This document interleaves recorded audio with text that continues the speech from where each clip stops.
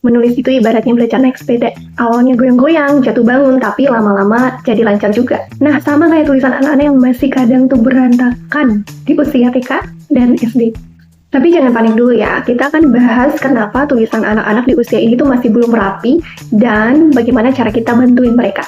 Sebenarnya ada beberapa alasan nih kenapa tulisan anak tuh belum kinclong. Yang pertama, otot tangannya itu masih belajar olahraga. Nulis itu butuh otot tangan dan jari yang kuat dan lincah. Nah, di usia TK sampai SD itu, otot-otot ini tuh masih latihan keras. Jadi wajar kalau mereka tuh belum bisa nulis lurus-lurus dan hurufnya tuh kadang ukurannya tuh beda-beda.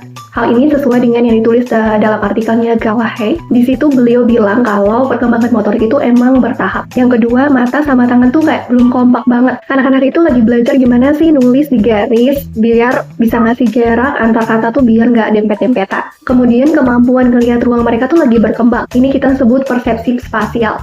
Dan koordinasi mata tangan mereka tuh masih terus diasah. Bahkan ada penelitian nih dari Taverna dan teman-temannya di tahun 2020 yang nunjukin kalau kemampuan melihat dan gerakan tangan itu penting banget buat nulis. Yang ketiga, otaknya lagi sibuk multitasking. Kayak gue lagi ngomong ini, lagu Statue lagi diputar tetanggaku. Oke, lanjut. Nulis itu butuh konsentrasi penuh. Ya, ingat-ingat huruf, urutan kata, atau bahkan aturan ejaan. Nah, anak-anak usia dini kan otaknya lagi berkembang pesat tuh. Nah, kadang mereka tuh masih butuh usaha ekstra buat fokus dan inget sama semua itu sekaligus. Jadi gimana dong cara bantuin si kecil? Daripada langsung bilang tulisan kamu kok jelek sih? Mending kita pakai cara-cara yang asik ini aja deh. Yang pertama, puji proses, bukan cuma hasilnya.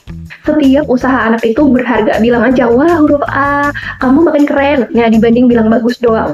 Ya, itu jauh lebih bikin mereka semangat. Yang kedua, ajak main yang bikin otot tangan itu jadi lebih kuat.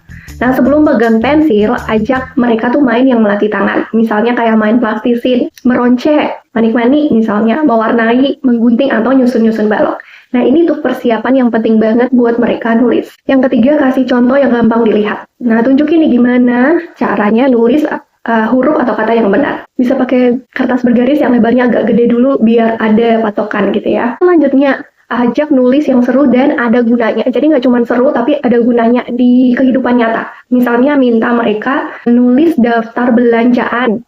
Mama mau pergi ke pasar misalnya. Atau nulis surat buat nenek, buat saudara, buat teman. Atau ngasih nama gambar yang mereka buat. Nah, kalau ada tujuannya kayak gini, anak tuh biasanya lebih semangat nulisnya. Oke, yang terakhir, sabar dan konsisten.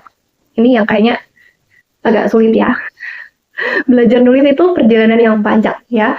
Kasih dukungan terus-menerus dan jangan pernah banding-bandingkan tulisan anak kita dengan temannya. Setiap anak itu unik.